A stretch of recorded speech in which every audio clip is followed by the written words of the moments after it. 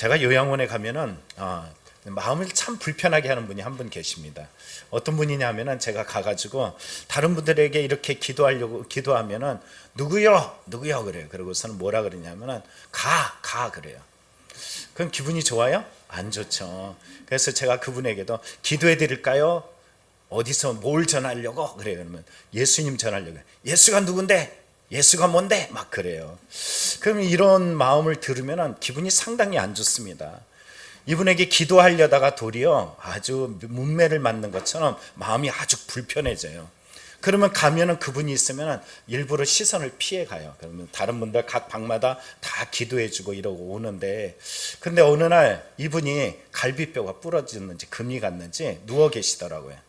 그래서 제가 그분이 있는 그 옆에 있는 분에게 이렇게 기도해 주고, 그리고 그분에게서 나오려고 딱 하는데 원장님이 갑자기 나타났어요. 그래서 뭐라 그러냐면, 목사님, 이분 지금 갈비뼈에 아픈데 힘든데 기도 좀 해주세요. 저 어떤 마음이 들까요? 또 무슨 욕을 먹으라고 또 기도를 하래, 이런 마음이 드는 거예요. 근데 기도를 해주래. 근데 원장님이 이런 얘기를 해요. 어르신 그래요. 왜요? 그러면 그 사람이 얘기하니까는, 어르신 아프잖아요. 목사님이 기도해주면 하나님께서 그 아픈 것을 치유해 주실 거예요. 기도 받으시겠어요? 무슨 기도를 받겠어? 이런 마음이 드는데 끄떡끄떡해요. 이게 뭔 일이래? 그래서 제가 기도를 해줬어요. 기도를 해줬더니 아멘 그러더라고요. 놀라운 것은 그 다음에 갔더니 멀쩡해졌어. 나았어. 누가 치유하신 거예요? 근데 그럼에도 불구하고 또 기도해줘야 되잖아요. 이분이 멀쩡해져서 이제 안 아프니까 어떻게 하겠어요? 또 쏟아내는 거 아니야? 이 불편한 마음, 이 거절감의 상처가 스물스물 올라오더라고요. 그래서 그런데도 불구하고 또 기도해 줘야 되잖아요. 가가지고, 어르신, 지난번에 하나님이 치유해 주신 하나님이 또 치유해 주실 것인데 기도해 줘도 돼요? 그랬더니 끄떡끄떡해요. 나오는데 선생님이 이제 돌보러 탁 들어오시면서, 이분이 지금 기도 받으셨어요. 그러니까 뭐라 그런지 아세요? 정말요? 진짜요? 진짜요, 목사님? 이렇게 얘기해요. 여러분, 분명한 것은 이분이 안 될 것 같은데 됐어요. 안 받을 것 같은데 안 받은 게 아니라 도리어 기도를 받음을 통해서 이제 가면 갈 때마다 매번마다 기도를 받습니다. 이번도 기도를 받으면 신기하는 그곳에 계신 선생님들의 모습이 도리어 저의 마음에 감동을 가져다 줍니다. 제가 거눴던 마음과 하나님이 주신 마음이 분명히 다름을 보게 돼요. 국제단체에서 이 바다에다가 콘크리트 구조물 엄청나게 커요. 사람이 들 수 없을 만큼 어마무시하게 큰 걸 가지고 배에다가 딱 싣고 가가지고 바다에다가 떨어뜨리더라고요. 그걸 떨어뜨릴 때 어떤 마음이 들었냐면, 처음 그걸 이제 TV에 딱 나오는데 무슨 마음이 들었냐면, 저 환경단체가 저걸 왜 만들어갖고 그 바다 한가운데다 이걸 떨어뜨려 무슨 도움이 되겠어, 이런 생각이 들었어요. 그런데 알고 봤더니 이 구조물을 만들고 배에다 싣고 옮겨서 그 고생하는 이유가 반드시 있더라고요. 뭐냐면은 이 나쁜 배들 중에 쌍끌이 어선이라고 있어요. 들어보셨나요? 그물을 양쪽에 딱 하고 바닥부터 싹 긁고 가는 거예요. 그러면은 생태계가 완전히 다 초토화되는 거예요. 그래서 그 그물을 찢는 방법, 살아날 수 있는 방법을 그들이 모색해서 낸 방법이 뭐냐면은 커다란 콘크리트 구조물을 바다에다 떨어뜨리는 거예요. 그러면 쌍끌이 어선이 가다가 그곳에 걸리면은 그물이 찢어져 버리고 생태가 다시 보존되고 생명력을 유지하는 방법이더라고요. 하나님께서 나에게 왜 그런 요양원에 가가지고 그런 이상한 분을 만나고 그분 안에서 나에게 왜 이 힘든가 이 어려움을 주었을까? 저는 뭐라고 이야기했어요? 안 됩니다, 하나님. 불가능합니다.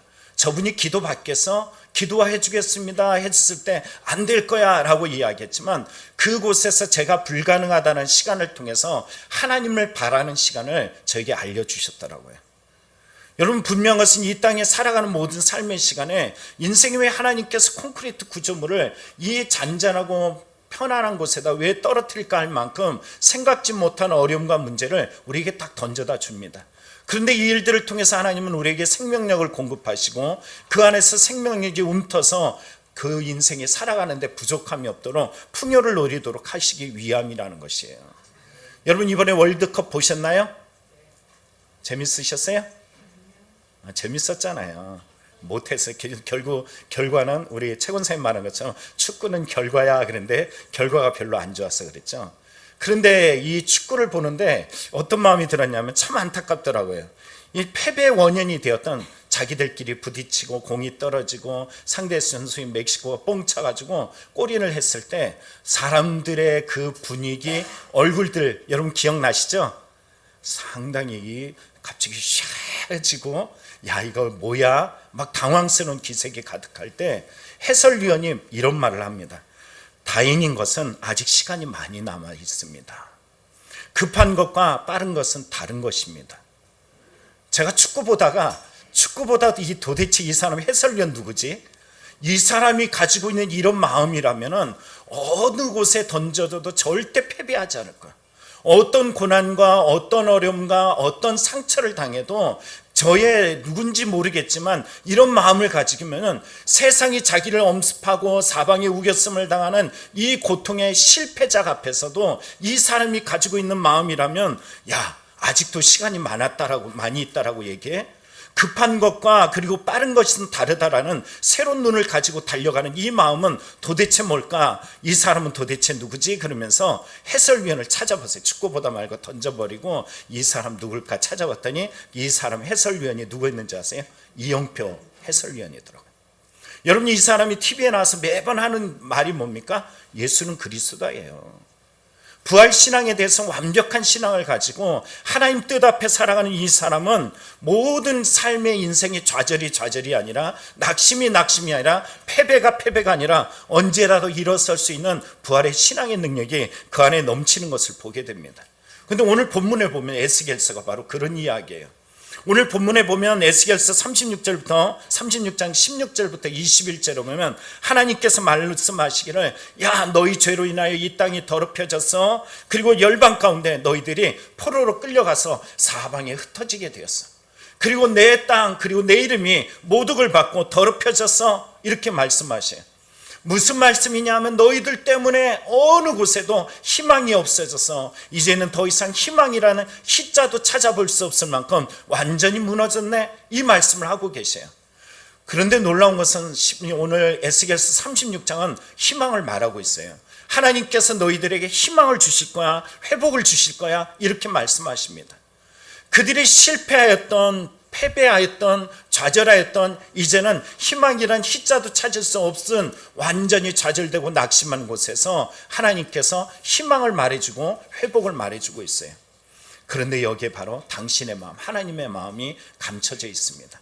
내가 너희들을 회복하고 일으키는 그 당신의 마음은 어떤 마음이냐? 무엇을 통해서 회복하시겠느냐? 이 마음을 주시는데 오늘 주일날 올라와서 예배드리는 저와 여러분의 마음속에 오늘 주님이 주시는 이 마음을 마음에 받아 승리하는 성도의 신앙이 되기를 간절히 축원합니다. 그게 뭘까? 첫째는 하나님의 회복의 방법은 하나님의 이름을 위하여예요. 여러분 오늘 본문을 보시면 36장 이렇게 말하죠. 자, 22절에 너희를 위함이 아니요 나의 거룩한 이름을 위함이라. 나의 이름을 위함이 아니라 나의 거룩한 이름을 위함이라. 여러분 이 말씀을 기억해야 될 것은 이스라엘 백성이 어쩌다가 이렇게 바벨론 포로기로 엄청난 고통과 괴로움과 문제까지 왔을까? 여러분 지난주에 설교가 제목이 뭐였어요? 와 대단하다. 잊어먹은 줄 알고 물어봤는데 다 아시네요. 청구서였어요. 청구서. 우리가 살아왔던 모든 삶의 그 결과에 어느 날 청구서를 딱 내민다 그랬잖아요. 지금 이들이 이렇게 살아와서 나라가 멸망하고 무너지고 고통과 괴로움과 압제에 놓였던 이유들은 그들이 살아왔던 방식, 살아왔던 가치가 있어요. 그 가치가 내 힘으로 할 수 없을 때 하나님이 그들을 구원하시고 인도하셔서 땅을 주시고 그들에게 많은 것들을 누리게 해주셨어. 그런데 이상해요. 사람이란 존재가 어떠냐면은 내가 뭔가를 어떤 위치에 딱 서죠. 그럼 교만이 스물스물 올라와. 하나님이란 이름은 잊어버리고 하나님께서 주신 것에 마음을 빼앗겨버려. 도리어 고통하고 힘들 때 하나님을 찾았던 그 마음조차도 교만이란 것으로 딱 덮어지고요. 하나님을 찾는 것 같지만 그 안에 감춰진 실제 마음을 보면 하나님이 아니라 너희 이름, 곧 내 이름, 자기를 드러내는데 급급하는 경우들이 얼마나 많은지 모릅니다. 하나님께서 땅을 주시고 그들에게 나라를 세워주시고 먹을 것을 늦은 비로 이른 비로 먹여주시고 이끌어 주셨는데 은혜를 잊어버렸어. 하나님은 잊어버리고 남아있는 지금 현재 물질적인 거, 세상적인 거, 자기중심적인 거 이런 것만 따라오고 살아왔다는 것을 우리는 이들의 결과가 결국 하나님의 바벨론 포로라는 엄청난 실패와 고통과 압제 가운데 있게 되었다는 것이, 이들의 이런 모습이 성경에 잘 나오는데요. 여러분, 이스라엘 백성이 애굽에 있을 때 어떤 처지였는지 아시죠? 그들은 산다는 것이 죽는 것만도 못하였던 참 비참한 삶이었어요. 차라리 죽는 것이 훨씬 나을 뻔한 그런 고통과 괴로움 속에 놓여 있었던 인생입니다. 근데 하나님께서 그들을 건져내시고 그 애굽 땅에서 모든 금은보화를 건져내시고 자유인으로 이끌어주시고 밤에는 불기둥으로 낮에는 구름기둥으로 그들의 앞에 있는 홍해를 건널 때는 하나님이 역사하셔서 그 바다를 건너게 하시고 광야에서 하나님께서 먹을 것을 공급해 주셨어요. 그런데 어느 날 보니까는 이들의 마음속에 진짜 믿음이 선 줄 알았어. 그들이 정말로 하나님의 뜻 안에서 산 줄 알았어. 그런데 여러분, 모세가 잠시 그들을 떠나서 하나님의 법궤를 받으러 산에 올라간 사이에 하나님께서 갑자기 모세에게 그래요. 야, 모세야, 빨리 내려가, 빨리 내려가. 그러면서 하신 말씀 뭔지 아세요? 이 말씀이에요. 그들이 내가 그들에게 명령한 길을 속히 떠나 누구를 위하여? 자기를 위하여. 자기 중심의 정점이 뭔지 아세요? 우상이에요.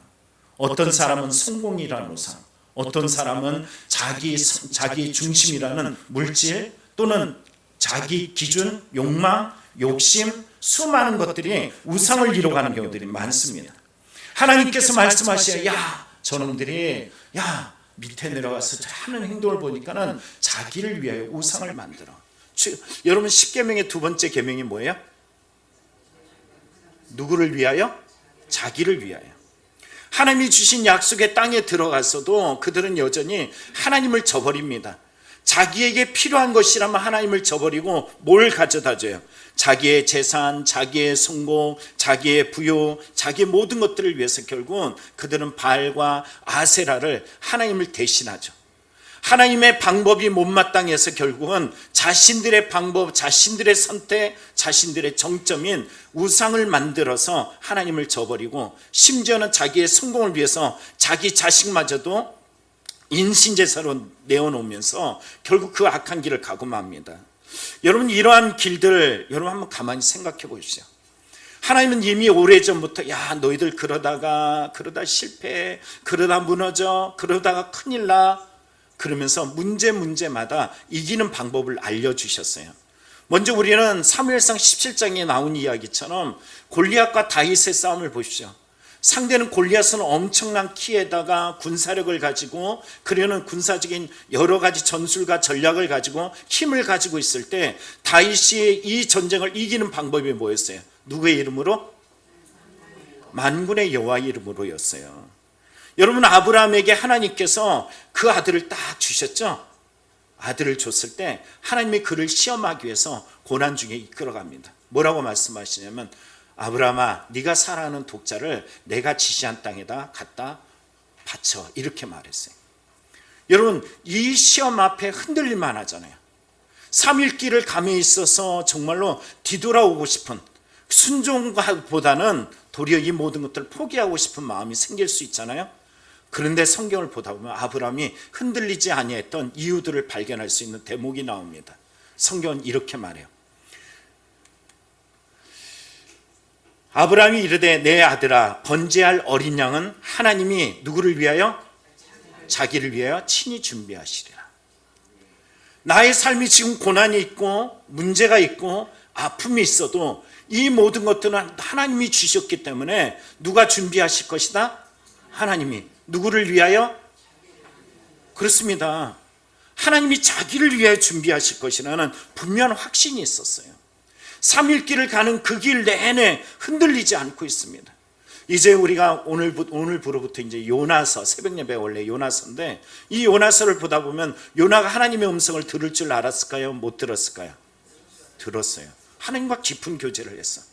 그런데 그는 왜 실패하고 바닷가에서 목숨이 위태할 만큼 자기뿐만 아니라 주변 사람들까지 어렵게 만드는 사람이 되었을까? 그 중심에 누가 있기에? 맞습니다. 그 사람 이름이 누구라고요?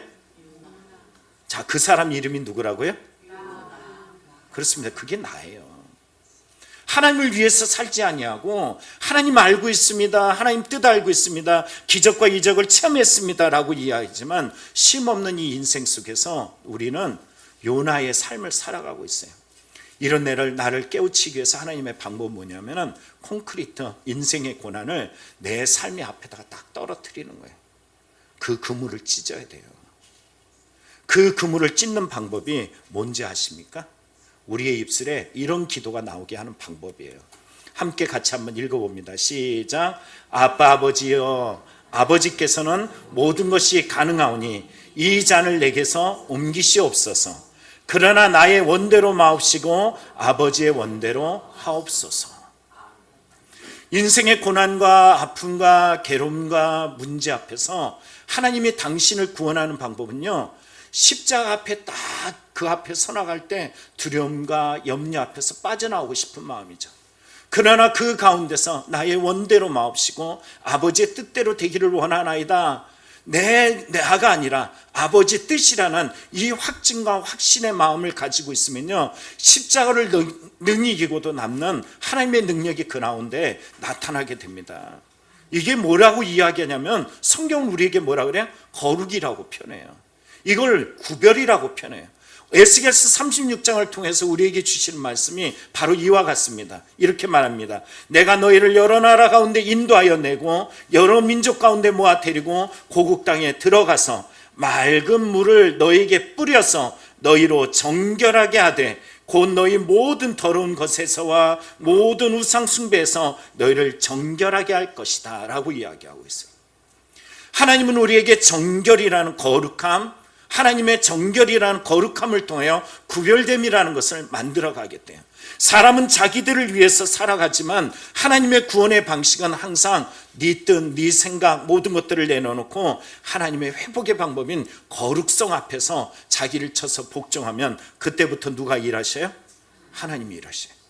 이스라엘 백성이 바빌론 포로로 가서 이제는 아무것도 할 수 없는 연약하고 별 볼 일 없는 인생의 그 끝을 경험했을 때 하나님은 그들에게 거룩을 선포하고 있습니다. 누구를 위하여? 자기를 위하여. 여러분이 인생에 내 뜻대로 내 마음대로 내 기준대로 살아왔던 인생, 이제는 하나님 앞에서 거룩한 백성, 구별되어진 성도의 신앙이 되기를 간절히 축원합니다. 두 번째 하나님의 회복의 방법은 마음의 변화입니다. 자, 오늘 26절에 이렇게 말해. 또 새 영을 너희 속에 두고 새 마음을 너희에게 주되 너희 육신에서 굳은 마음을 제거하고 부드러운 마음을 줄 것이며. 자, 원어를 보면은 이 마음을 보면요, 이 새 영이라고 말해요. 새롭다라는 뜻을 가지고 있어요. 뭐 신선하다, 단순하다, 질적으로 갱신된, 이전엔 전혀 없던 종류의 뭐 이런 뜻을 가지고 있어요. 영이라는 것은 뭘까요? 생명력을 말합니다. 이것은 하나님께서 인격적으로 또 내적으로 그들 안에 동력을 제공하는 힘을 말해요. 그럼 성령이냐라고 이해할 때 성령이기도 하지만 이게 신학적으로 좀 어려운 말이지만 변화하는 영을 말해요. 그래서 새 영 말하면 변화하는 영, 나를 변화시켜주는 영, 나의 삶 속에 완전히 변화를 이끄는데 어디가 가장 먼저 변화하느냐? 그렇습니다. 마음이에요. 마음이 변화합니다. 그래서 이 새 마음, 그런데 이것은 판단의 중심이고 지성의 중심이고 내 삶의 의사 결정의 중심이고 인격의 중심이에요. 사람이 변화했느냐 변화되지 않았느냐 이걸 보는 그곳이 바로 마음밭을 보면 알 수 있는 거죠. 이 변화의 주체는 누가 하는 걸까요? 내가 스스로? 내 인생은 내 거니까 내가 내 마음도 내가 조절하고 내 마음대로 나는 움직일 수 있어? 가능할까요? 그렇습니다. 그래서 너희는 불가능해 라는 그 완전한 패배와 할 수 없다라는 그 끝에 극단적인 끝까지 가고 나서 하나님이 하신 말씀은 주고예요. 그래서 새 영을 너희 속에 두고 내 마음을 너희에게 주되라고 말하는 하나님께서 나탄이란 단어를 쓰고 있어요. 둔다, 준다, 이 원어로 보면은 원래 나탄이랑 똑같은 단어를 쓰고 있습니다. 그래서 이 단어는 부여해 준다라는 뜻이에요. 너희가 하는 것이 아니라 내가 너에게 일방적으로 주는 거야, 이렇게 말하고 있어요. 내가 대단해가지고 뭔가 달라진 것이 아니라 그 마음은 누가 하셨어? 하나님이 하셨어. 하나님이 하신 것이야. 하나님이 주체가 되는 것이야. 이렇게 말하고 있어요. 여러분, 변화된 사람은요, 성공한 사람을 성경은 변화됐다라고 이야기하지 않아요. 어떤 어려움, 어떤 상황에서도 내 마음을 당신께서 주신 마음을 의지하며 나아가는 것을 변화됐다라고 이야기합니다. 내 마음의 주체가 하나님이실 때 비로소 변화됐다라고 이야기해요. 여러분, 사울 왕이 별볼 일 없는 인생을 왕으로 만들어져서 성공했잖아요. 그러면 하나님은 박수 쳐주고, 야, 너는 성공했어, 최고야, 이렇게 말하잖아요. 네가 나를 버렸으니 나도 너를 버려라고 이야기해. 가장 인생의 정점, 승리의 정점, 성공의 정점에서 하나님은 말씀하셔요. 네가 날 버렸지? 나도 너를 버려. 여러분, 그게 승리가 아니었던 것이에요. 하나님의 은혜를 저버리고 마음에 하나님을 섬기지 못하는 마음은 도리어 하나님이 버린다라고 이야기합니다. 솔로몬 왕을 보십시오. 수많은 지혜를 받았고 성공을 얻었지만 나중에 여인들로 그 마음을 빼앗겼을 때 하나님은 그 나라를 둘로 쪼개는 이유가 바로 이 솔로몬 때문이었습니다. 삼손, 블레셋을 어마무시하게 무너뜨리고 블레셋이 벌벌 떨만한 이름을 그에게 구별하여 주었지만 자기 멋대로 살아가는 그 인생, 결국은 구별됨이라는 나시린으로서의 머리의 상징을 깎아버리게 되고 두 눈이 뽑혀버리고 말았죠. 그렇지만 여러분 기억하세요? 그가 인생 속에 마지막 두 눈이 뽑히고 나서 회개하면서 기도할 때 하나님은 머리가 나지 않는 그 짧은 머리에서도 하나님은 역사하셔서 새 마음을 주시고 힘을 주셔서 이전보다도 더 놀라운 승리를 거두는 것을 보게 됩니다. 여로보암, 여러분 성경에 보면 여로보암 보면은 르호보암이 쫓겨나서 이집트까지 도망했던 사람이에요. 그런데 하나님의 특별한 은혜로 말미암아 12지파 중에 10지파가 그에게 다 달라붙었어요. 그리고 북이스라엘을 잃어버렸습니다. 근데 하나님이 주신 것에 여러분 마음을 뺏겼지, 하나님이 주셨어라는 하나님께 목적을 두지 않았어요. 그는 베델과 단에다가 송아지 우상을 만들어 놓고 자기 멋대로 제사장을 만들어 놓고 하나님을 예배하는 가러 가는 사람을 못 가게 만들면서 결국 하나님을 배반하게 만들었어요. 그래서 이스라엘 곳곳에 수많은 죄가 만연되었을 때 성경을 읽어보면 이런 말들을 꼭 씁니다. 여로보암의 죄, 여로보암의 죄. 내가 내 마음대로 내 뜻대로 행동하는 그 모습을 성경은 여로보암의 죄라고 이야기해요. 하나님은 이 마음을 가만히 내버려 두지 아니하고 이 마음을 제거하신다라고 성경은 말하죠. 그래서 너의 육신에서 굳은 마음을 제거하고, 굳은이라는 이 말은 돌 같은 마음, 이렇게 표현하는 것이에요. 저항하는 마음, 무생물적인 마음, 하나님 앞에 절대적으로 그 마음에 변하지 않으려고 하는 자기 중심적인 마음, 이거를 바로 굳은 마음, 이렇게 표현하고 있어요. 그런데 하나님께서 이걸 어떻게 하겠다? 제거하겠다. 당신의 의지는 그를 제어하겠다, 치워버리겠어 라고 하는 당신의 의지를 드러내면서 어떤 마음을 주시겠다? 그렇죠, 부드러운 마음을 줄 것이다. 부드러운 마음이란 것은 뭘까요? 이거는 돌 같은 마음의 반대적 의미예요. 여기는 생명 있고 반응이 있는 마음을 말합니다. 오늘 여러분들이 오늘도 설교를 듣고 있어요? 그런 설교를 듣고 있는데 내 마음에 굳은 마음이 있어? 돌 같은 마음이 있어? 하나님의 마음, 하나님께 주신 은혜는 다 까먹어버리고 자기 중심적인 마음이 있어? 하나님 반드시 찢어버릴 것입니다. 여러분 고린도전서 1장 16절을 보다 보면 깜짝 놀라죠? 성경에 저주를 선언해요. 하나님을 사랑하지 않는 자 저주할 것이다 라고 이야기해요. 무서운 말이에요. 하나님은 반드시 청구서를 내미십니다. 지금은 괜찮아, 문제없어? 아니에요. 우리가 지난주 또 전도서를 통해서 보았죠? 하나님 반드시 우리에게 심판하실 것이야. 기억하시기 바랍니다. 그래서 하나님은 그 시간이 가기 전에 우리의 인생에 여러분 환경단체가 콘크리트 구조물을 던진 것처럼 인생의 고난이라는 것을 우리에게 던져주셔요. 세상에서는 하나를 잃은 것 같지만 하나님은 모든 것을 얻고 영원한 것을 얻기 위하신 당신의 방법이 있기 때문이에요. 근데 우리가 이걸 잘 몰라. 고난을 만날 때마다 여전히 내 중심적 생각과 내 개념, 인간적인 해석과 믿지 않는 사람들이 바라봤던 똑같은 방식으로 세상 하나님이 하시는 방식들을 해석하는 교만함이 우리 안에 숨어 있습니다. 이런 마음이 있어서 돌이켰던 한 자매의 이야기가 국민일보에 나오길래 한번 자세히 영상으로 나와서 한번 찾아봤어요. 여러분 아시나 모르겠어요. 기프트라는 이 찬양 사역자들이 있습니다. 들어보셨나요? 모르세요? 노래를 불러보면 알 텐데, 이 기프트라는 이 찬양 사역서에 보면은 그 중에 자매 중에 하나가 이오늘이라는 자매예요. 이오늘이라는 자매가 예수님 믿고 있는데 뭐 그렇게 깊지는 않았던 것 같아요. 근데 20살이 되는 그때 갑자기 그에게 몸이 아파가지고 병원에 갔더니 진단을 받게 됐어요. 강직성 척추염. 강직성 척추염이 뭔지 모르겠지만 그녀가 말하는 이 내용, 강직성 척추염이란 이 병이 희귀난치 질환이라고 이야기합니다. 병원에 가서 진단을 받는 그때부터 그는 이제 걷지 못하게 됐고, 그 다음부터는 누워야만 있었고, 화장실도 갈 수 없었고, 먹는 것도 마음대로 먹을 수 없는 참 비참한 인생으로 망가졌어요.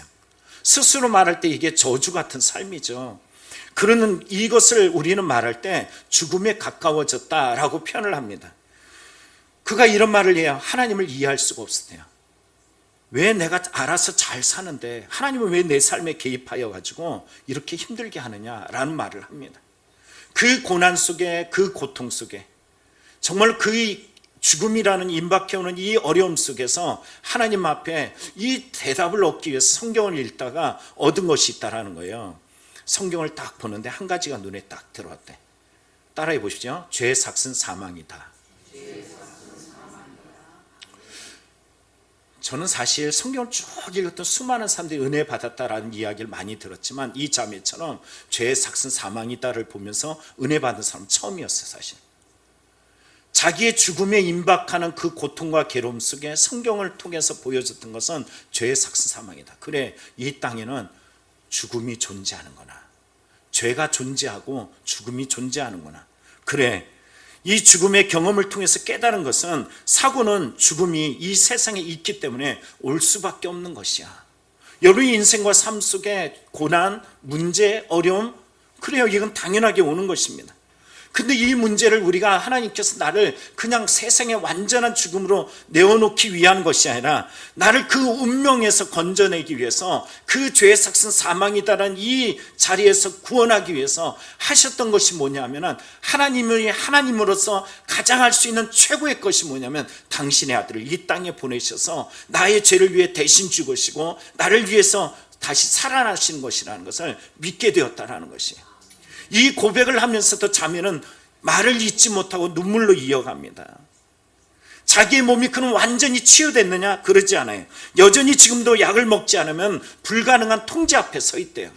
그런데도 불구하고 그 고통, 그 괴로움, 그 아픔 속에서 이전에는 죽을 것 같은 인생이고 이제는 죽을 것 같은 한계성에서 나를 통해서 일하시는 하나님을 바라볼 수 있는 회복의 사람은 어디가 변화된 사람일까요? 그렇습니다. 마음이 변화됐어.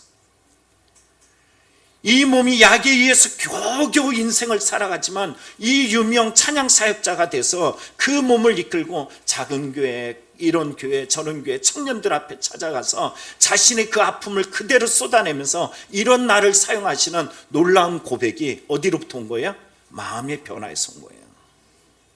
나에게 이런 희귀 난치의 질환을 주신 하나님 왜 주셨을까? 이해가 돼요? 그 찬양 사역하는 그 조그만한 교회, 우리 교회보다 훨씬 작은 교회에서 찬양 사역할 때 그곳에 변화가 있고 눈물이 있더라고요. 왜? 똑같이 눈물을 흘리며 똑같이 이해할 수 없고 똑같이 괴로워하는 그 인생 속에 그 마음이 그 자매의 입술을 통하여 아파하는 성도들의 마음속에 똑같이 들어와서 그 마음을 어루만지심이 있었기 때문입니다. 오늘도 주님은 여러분의 마음을 만지시며 그 마음을 변화하기를 원하시는 줄 믿습니다. 세 번째는 뭐냐면은 하나님의 회복의 방법은 하나님 성령님과 인격적으로 동행하는 것입니다. 에스겔서 36장 27절에 이렇게 말하죠. 내 영을 너희 속에 두어 너희로 내 율례를 행하게 하리니 너희가 내 규례를 지켜 행할지라. 앞에 새 영은 뭐였어요? 하나님이 우리를 변화 주도해 가는 영이었어. 그러면 두 번째 27절은 내 영, 하나님의 영, 인격적인 영이 너희들의 마음속에 찾아오셔서 그 영이 너희들에게 뭐를? 율례를, 자, 우리의 율례, 하나님의 마음에 당신의 법을 새겨주시고 규례를 통하여 법기로 올바른 질서를 확립하셔서 행하게 하신다, 움직이게 하신다, 살아가게 하신다, 이렇게 말씀하고 계십니다. 여러분, 내 삶이라는 것이 하나님 앞에 결단해요. 수많은 사람들이 사울과 같이 은혜 받았다라고 이야기하지만 어느 순간에 또 바뀌어가지고 이전으로 똑같이 돌아가는 사람들이 얼마나 많은지 모릅니다. 한 번 죄 지었는데 두 번째 죄 짓는 건 더 쉬워요. 세 번째 죄 짓는 건 더더욱 쉽습니다. 그런데 그 마음속에 우리가 그 죄로 가지 않는 방법은 뭐냐면은 하나님을 내 마음에 두는 것이에요. 다윗을 보십시오. 사울이라는 인생에 가장 위태위태할 만큼, 사는 것이 사는 것 같지 않은 만큼 고통스러운 삶의 자리를 이겨나갈 때 하나님의 영의 의지에서 살아내서 이겨나갔어요. 그런데 그를 넘어뜨렸던 방법이 있죠. 뭘까요? 음란이었어요. 아시죠? 제가 상담하기 전까지는 음란이란 죄라는 것이 남자에게 아주 특성화된 건 줄 알았어요. 그러나 그러지 않더라고요. 사람이라면 누구의 마음이나 다 그 마음이 숨어 있어요. 그런데 이런 마음들을 그럼 어떻게 우리에게 찾아오냐면 가장 약할 때, 사람마다 다 약함이 있어요. 어떤 사람은 음란이고 어떤 사람은 욕심이고 어떤 사람은 돈에 대해서 수많은 숨어있는 나만의 약함들이 다 각각마다 다릅니다. 근데 다윗은 음란의 약함이 있었어요. 세상적인 이 고통과 괴로움을 다 이겨냈지만 이거에 약한 그에게 어느 날 밧세바로 인해서 유혹을 당하고 그리고 죄를 졌어요. 그런데 여러분 아시죠? 그가 넘어지고 아파하고 좌절되어지는 그 순간에 하나님 앞에 고백했던 기도가 뭐예요? 지난주에도 말했지만 나를 주 앞에서 쫓아내지 마시고 주의 성령을 내게서 거두지 마소서. 눈물로 호소하며 기도했던 그의 눈물의 기도가 하나님 앞에 상달됐어요. 고통하면 고통할수록 그 고통의 문제 앞에서 항상 돌이켰던 것은 그래, 내 죄 때문이야, 돌이켜야지, 이러면서 언제까지 갔냐면 죽음을 앞둔 인생의 끝에서입니다. 여러분, 사람이란 존재가 욕망이라는 것은 살아 숨쉬는 순간까지 그 끝까지 계속합니다. 제가 이걸 어떻게 알았냐면 예수님을 증거할 때 요양원에서 어르신들에게 어떤 분에게 어르신 예수님 믿으셔야죠 라고 이야기하면 이제 어르신이 생각했던 그 방법 말고 다 내려놓고 하나님의 뜻 앞에 죽음을 맞이하십시오. 그러면 끄덕끄덕 하면서 감사합니다, 고맙습니다 하고 받아들이는 사람이 있어요. 근데 그 끝에서 도리어 승질내는 사람이 있어요. 뭐가 살았다는 거죠? 자아가 아주 강한 거예요. 그 자아가 강함이 사람이 욕망 속에도 똑같이 동일하게 나타납니다. 근데 다윗의 인생을 보면 마지막 인생의 끝을 맞이할 때 성경에 보니까는 다윗이 밤마다 잠을 못 이뤄. 너무 추워서 괴로워해. 그랬더니 이스라엘 이 지도자들이요, 어떤 짓을 하면 수넴에서, 그러니까 이스라엘에서 가장 아름다운 여인을 뽑아가지고 다윗의 품 안에 넣어줍니다. 그를 위해서 시종 들게 만들었어요. 그럼 다윗이 그 가운데 있을 때 이 욕망이라는 것이 작용할 만한데 성경이 이 여인을 딱, 수넴 여인의 아름다운 이 여인을 드러냈을 때 결국 어떻게 했느냐? 여러분, 성경은 이렇게 말해요. 이 처녀는 심히 아름다워 그가 왕을 받들어 시중을 들었으나 왕이 어떻게 했대요? 잠자리에 같이 하지 않았대. 왜 그런 줄 아십니까? 오래전에 밧세바로 취하였던 그 죄의 모습을 이제는 다시 답습하지 않냐고 그 변화된 마음을 끝까지 지키는 마음을 가졌던 것이에요. 그 시점이 어디냐면은 시편 51편 성령을 내게서 거두지 마옵시고 나를 쫓아내지 마옵시고. 여러분, 이 땅에 살아가다 보면 수많은 욕망과 욕심이 내 마음에 들어와서 나를 흔들어 놓을 일들이 너무 많습니다. 여러분, 예수님을 잘 믿으니까 오늘까지 주일도 지키고 헌금도 내고 예배도 드리고 내 인생은 하나님의 것입니다라고 인정하며 수많은 고통과 괴로움 속에 구별되어진 거룩함을 쫓아서 움직이지만요, 이런 여러분을 하나님은 그 마음을 받아주실 때 사단은 그 옆에서 어떻게 하면 저놈을 넘어뜨릴까, 어떻게 하면 저놈은 다윗도 넘어뜨렸는데 이것 좀 내가 못 넘어뜨리겠어 하면서 찾아와서 우리를 흔들어 놓습니다. 우린 이것을 고난이라고 표현해요. 이것을 우리는 내가 원하는 욕망의 부재라고 표현을 합니다. 내가 바라는 것들을 이루어주지 않는 이유에 대해서 불신이라고 표현을 해요. 그러나 그 가운데서 하나님은 오늘도 우리에게 물어요. 너의 마음에 하나님이 계시니? 여러분의 마음에 하나님이 계십니까? 하나님이 계시면 감당할 수 있어요. 불가능합니다. 안 됩니다.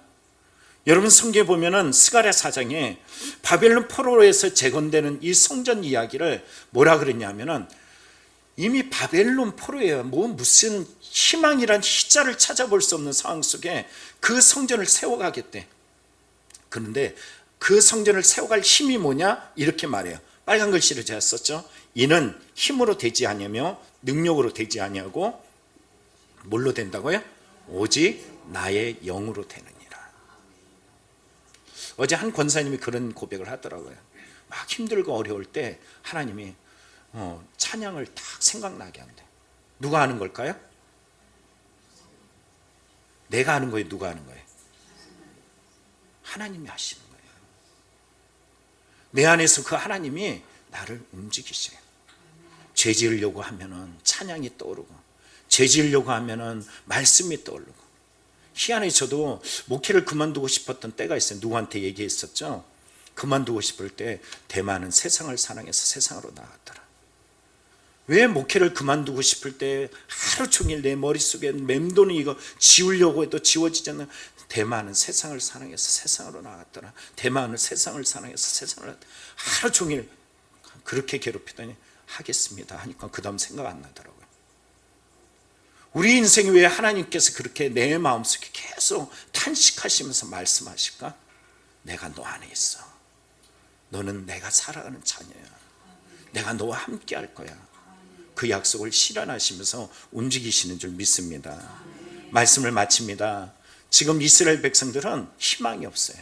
바벨론 포로에서 언어도 이제 잊혀지고 하나님의 이름이 모독받고 매일 삶 속에 짓밟히고 인생에 정말로 그 아침부터 밤까지 엄청난 고난과 괴로움 속에 노출되어진 슬픔과 비통한 인생에 놓여 있어요.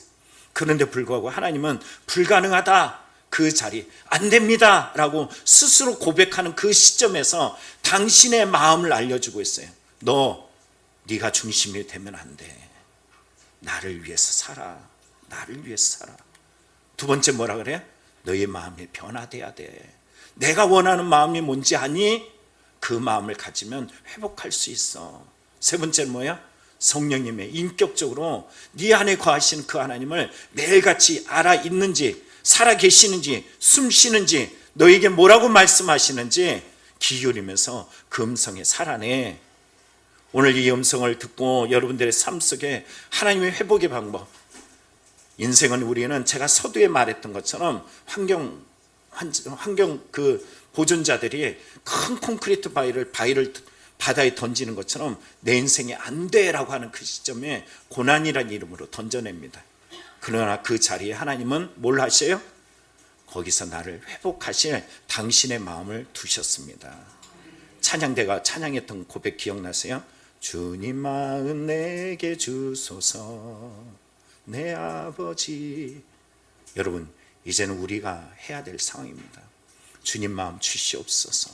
무너지는 내 마음, 상처난 내 마음, 아버지 답이 없는 내 마음, 보여지지 않은 인생 속에 주님 마음 주시옵소서. 기도할 때 주님이 회복해 주실 줄 믿습니다.